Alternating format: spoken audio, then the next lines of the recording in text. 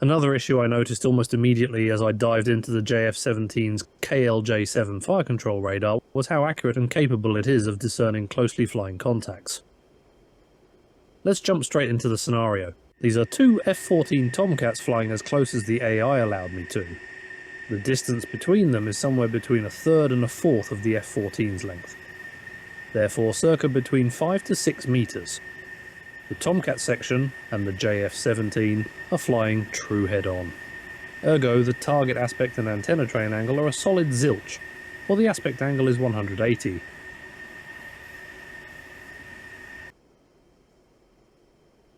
As I was testing the capabilities of the KLJ-7, I noticed something. Although the targets are flying literally one on top of the other, the JF-17 can bug and track both simultaneously, causing the radar mode to switch to DTT, the acronym for Dual Target Tracking.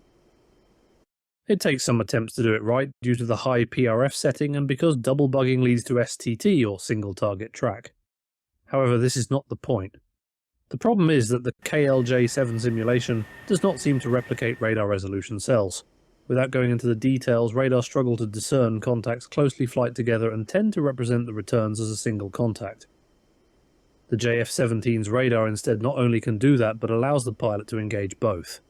This is a big problem as the radar can maintain a lock and support a missile on maneuvering targets in situations where the radar may not be able to do it. Although my knowledge of radars is below basic, I am aware that modern radars can use details such as the number of blades returns and other peculiarities to improve detection and identify threats. However, I repeated the test with a section in parade flying with DOP, or direction of pass, right to left and decreasing target aspect from flanking and cold, with no discernible difference.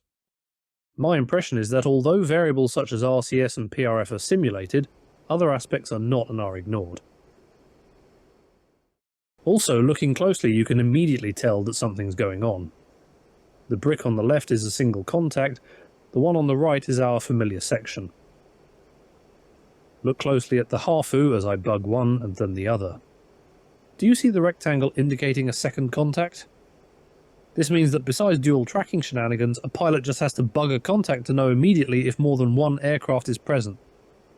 I'm not entirely sure, even AESA radars can do that.